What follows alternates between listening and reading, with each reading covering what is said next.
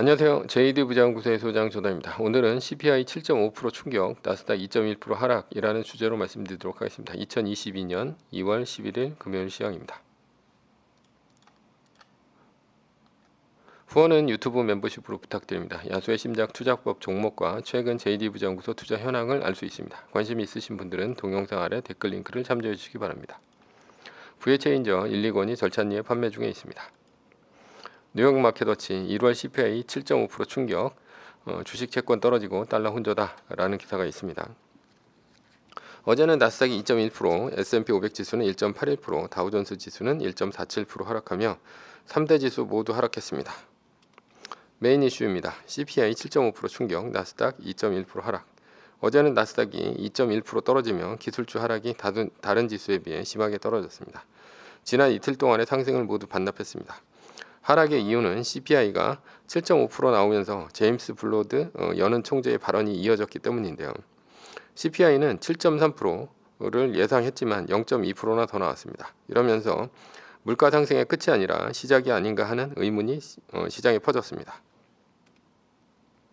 게다가 제임스 블러드 총재는 0.25bp가 아닌 0.5bp를 3월에 인상할 수도 있다 이렇게 얘기를 했고요. 그리고 7월 1일까지 0.25bp를 4번 올리거나 아니면 0.5bp씩 2번을 올리면서 100bp를 인상한다는 얘기를 하며 시장의 폭락을 이끌었습니다.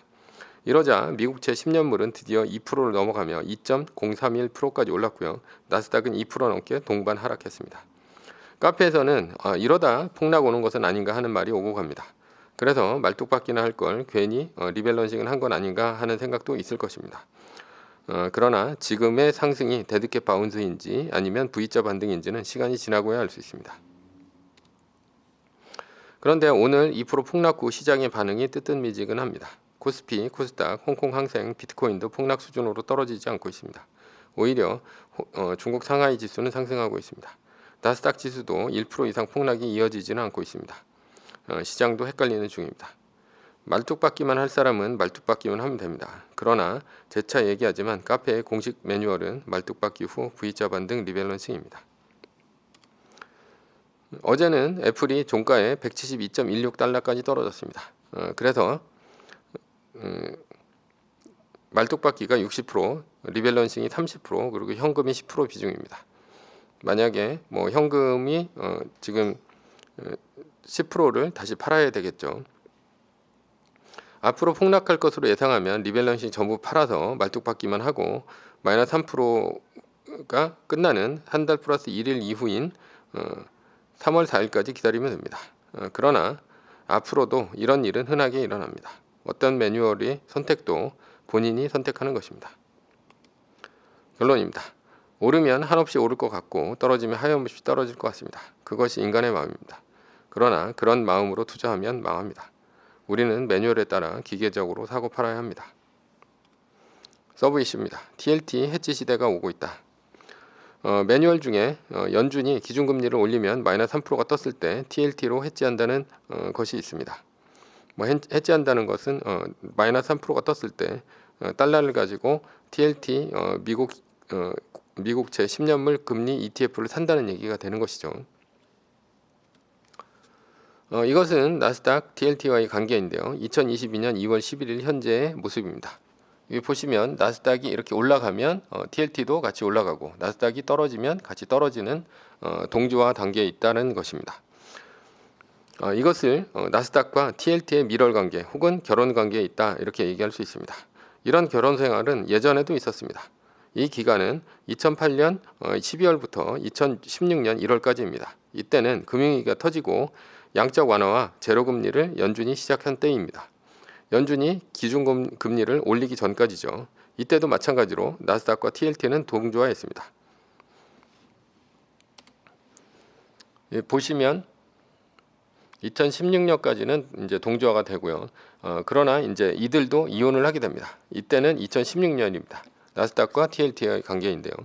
여기 보시면 나스닥은 요 파란색 부분이고 TLT는 이렇게 보라색 부분인데요. 나스닥이 떨어지면 TLT가 올라가고 나스닥이 떨어지면 다시 TLT가 올라가는 이런 일들이 벌어지고 있습니다. 그리고 2017년이 되면서 사이는 더욱더 많이 벌어집니다. 이렇게 벌어지는 이유는 2016년 1월 달에 연준이 기준금리를 올렸기 때문입니다. 여기 보시면 TLT는 떨어지고 있고요. 나스닥은 지속적으로 올라가고 있죠.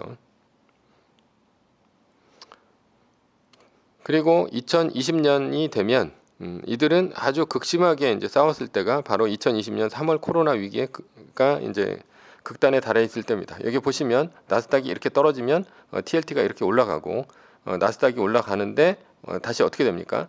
여기서는 다시 붙게 되는 것이죠.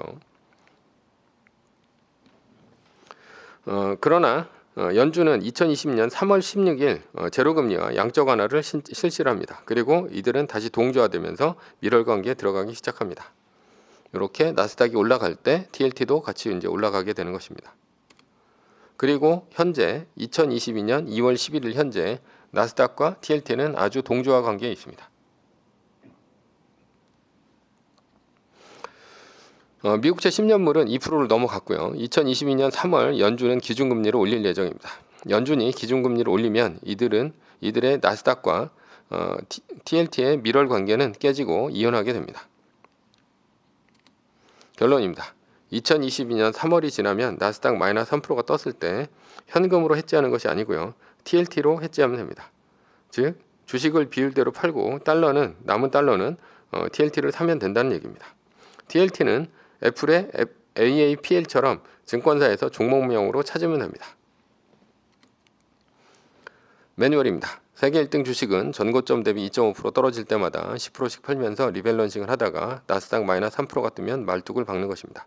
그러다 반등이 시작되면 V자 반등 리밸런싱을 하면 됩니다.